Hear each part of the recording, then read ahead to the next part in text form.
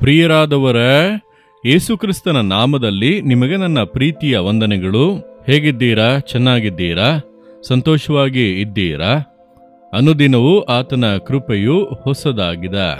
ಪ್ರತಿದಿನ ಬೆಳಗ್ಗೆ ಆತನು ನಮಗೆ ಹೊಸ ಕೃಪೆಯನ್ನು ಕೊಡುತ್ತಾನೆ.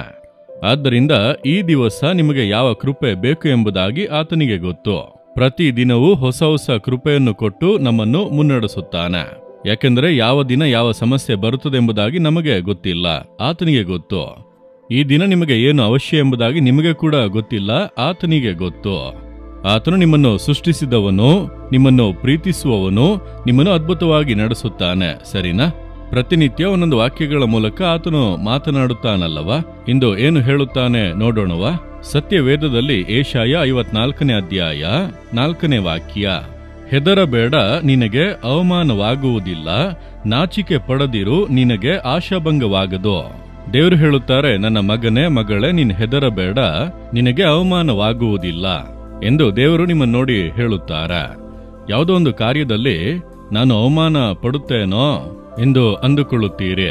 ಸೋಲು ಬಂದು ಬಿಡುತ್ತದೋ, ಎಲ್ಲರ ಮುಂದೆ ಆಶಾಭಂಗ ಪಡುತ್ತೇನೋ, ನಾನಿದನ್ನು ಮಾಡುವುದಕ್ಕಾಗದೆ ಹೋದರೆ, ಸಾಲವನ್ನು ಹಿಂತಿರುಗಿಸದೆ ಹೋದರೆ ಅವಮಾನ ಉಂಟಾಗುತ್ತದೋ, ನಾನು ವಾಸಿಸುವ ಸ್ಥಳದಲ್ಲಿ ಕೆಲಸ ಮಾಡುವಲ್ಲಿ ನನಗೆ ಅವಮಾನ ಬರುತ್ತದೋ, ಇದು ನಡೆಯದೆ ಹೋದರೆ ಎಲ್ಲರೂ ನನ್ನನ್ನು ಪರಿಹಾಸ್ಯ ಮಾಡುವರೋ, ಪ್ರಶ್ನೆ ಕೇಳುವರೋ ಎಂಬಂತ ಒಂದು ಪರಿಸ್ಥಿತಿಯಲ್ಲಿ ಆಶಾಭಂಗ ಪಡುವೆನೋ ಎಂದು ಅಂದುಕೊಳ್ಳುತ್ತೀರಿ.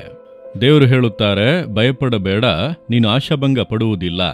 ನೀನು ಅವಮಾನ ಹೊಂದುವುದಕ್ಕೆ ಹೇಗೆ ಬಿಡುತ್ತೇನೆ? ನಾನು ಇದ್ದೇನಲ್ಲ, ನಿನ್ನ ಅಪ್ಪ ಇದ್ದೇನಲ್ಲ. ಭೂಮಿ ಆಕಾಶಗಳನ್ನು ಸೃಷ್ಟಿಸಿದವನು ನಾನು. ನನ್ನಿಂದ ಆಗದೇ ಇರುವಂಥದ್ದು ಏನಿದೆ? ನಿನಗೆ ನಿನ್ನ ಸಮಸ್ಯೆ ದೊಡ್ಡದು, ನಿನಗೆ ನಿನ್ನ ಅವಶ್ಯಕತೆಗಳು ದೊಡ್ಡದು.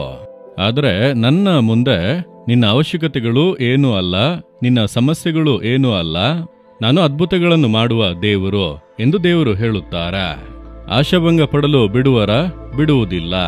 ನಾವು ಅವಮಾನ ಹೊಂದದೇ ಇರುವಂತೆ ಆತನು ಅದ್ಭುತಗಳನ್ನು ಮಾಡುವ ದೇವರು. ಆತನು ಮಾಡುವಂತ ಕಾರ್ಯಗಳನ್ನು ಕೆಲವೊಮ್ಮೆ ನಮಗೆ ಅರ್ಥ ಮಾಡಿಕೊಳ್ಳಲು ಆಗದು. ನನಗೆ ತಿಳಿದಂತ ಒಬ್ಬ ಸಹೋದರ ನೋಡಿರಿ, ಒಂದು ಚಿಕ್ಕ ಅಂಗಡಿ, ಚಿಕ್ಕ ಶಾಪನ್ನು ಇಟ್ಟುಕೊಂಡು ನಡೆಸುತ್ತಾ ಇದ್ದರು. ಅವರು ಬಿಸ್ನೆಸ್ಗಾಗಿ ಬ್ಯಾಂಕ್ನಲ್ಲಿ ಲೋನ್ ತೆಗೆದುಕೊಂಡರು, ಸಾಲ.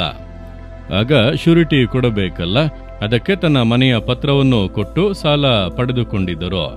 ಪ್ರತಿ ತಿಂಗಳು ಕರೆಕ್ಟಾಗಿ ಕಟ್ಟುತ್ತಾ ಇದ್ದರು.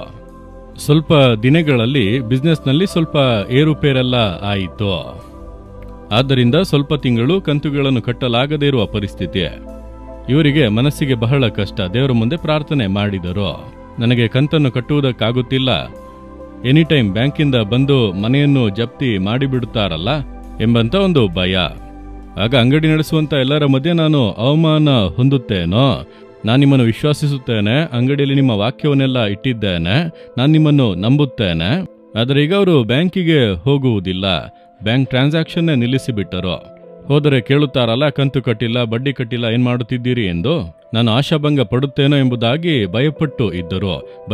ಭಯಪಟ್ಟು ಏನಾದರೂ ಬ್ಯಾಂಕಿನಿಂದ ಬಂದು ಬಿಡುತ್ತಾರೋ ಏನೋ ಎಂಬುದಾಗಿ ಭಯಪಟ್ಟು. ಒಂದು ದಿನ ಬ್ಯಾಂಕ್ನಲ್ಲಿ ಕೆಲಸ ಮಾಡುವಂತ ಸ್ನೇಹಿತ ಆ ಅಂಗಡಿಯ ಮಾರ್ಗವಾಗಿ ಹೋಗುತ್ತಾ ಇರುವಾಗ ಅಲ್ಲಿ ನಿಲ್ಲಿಸಿ ಕೇಳಿದರು, ಏನು ಬ್ರದರ್, ಈಗ ನೀವು ಬ್ಯಾಂಕ್ ಕಡೆಯೇ ಬರುತ್ತಾ ಇಲ್ಲ ಎಂಬುದಾಗಿ. ಇವರು ಹಾಗೆ ಸ್ವಲ್ಪ ಅವಮಾನ ಪಟ್ಟು ನಾಚಿಕೆಯಿಂದ ಉತ್ತರ ಕೊಟ್ಟರು. ಪರವಾಗಿಲ್ಲ, ನಿಮ್ಮ ಲೋನ್ ಎಲ್ಲ ನೀವು ಮುಗಿಸಿ ಬಿಟ್ಟಿರಲ್ಲ ಎಂದು ಹೇಳಿದರು. ಇವರಿಗೆ ಅರ್ಥವೇ ಆಗುತ್ತಿಲ್ಲ. ಲೋನ್ ಮುಗಿಯಿತಾ?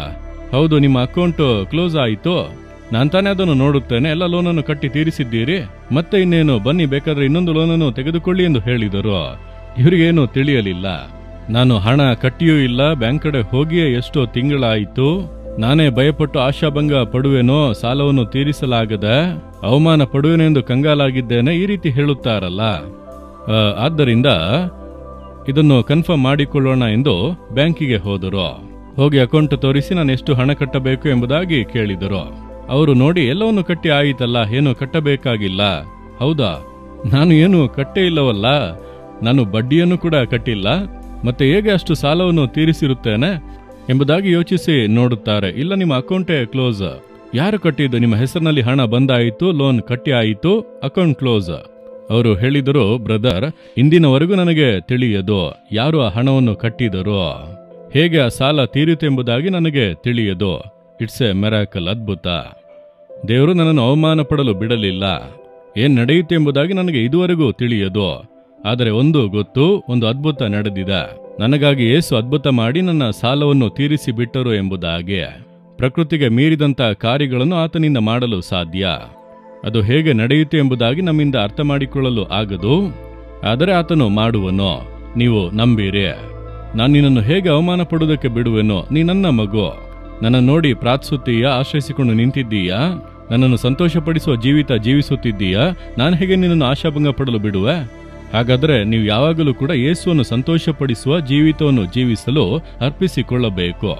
ಆತನನ್ನು ನಂಬಿ ಆತನಿಗೆ ಇಷ್ಟವಾದಂಥ ಒಂದು ಜೀವಿತ ಆ ರೀತಿ ಬಾಳಲು ಅರ್ಪಿಸಿಕೊಳ್ಳಿರಿ. ನಿಮ್ಮನ್ನು ಆಶಾಭಂಗ ಪಡಲು ಬಿಡುವುದಿಲ್ಲ. ಇಂದು ನಿಮಗೊಂದು ಅದ್ಭುತ ನಡೆಯಲಿದೆ. ಪ್ರಕೃತಿಗೆ ಮೀರಿದಂಥ ಒಂದು ಅದ್ಭುತವನ್ನು ದೇವರು ನಿಮಗೆ ಮಾಡುವರು. ನೀವು ಆಶಾಭಂಗ ಪಡುವುದಿಲ್ಲ. ಹಾಗೆ ಹೇಳಿರಿ, ದೇವರೇ, ನೀವು ನನ್ನನ್ನು ಆಶಾಭಂಗ ಪಡಲು ಬಿಡುವುದಿಲ್ಲ. ನಾನು ನಂಬುತ್ತೇನೆ. ನಾನು ಯಾವಾಗಲೂ ನಿಮ್ಮ ಮಗುವಾಗಿ ನಿಮಗೆ ಮೆಚ್ಚುಗೆಯಾಗಿ ಬಾಳಲು ನಡೆಯಲು ಅರ್ಪಿಸಿಕೊಳ್ಳುತ್ತೇನೆ. ನನಗೊಂದು ಅದ್ಭುತ ಹಿಂದೆ ನಡೆಯಲಿದೆ. ನಾನು ನಂಬುತ್ತೇನೆ. ಯೇಸುವಿನ ನಾಮದಲ್ಲಿ ಆಮೇನ್, ಆಮೇನ್.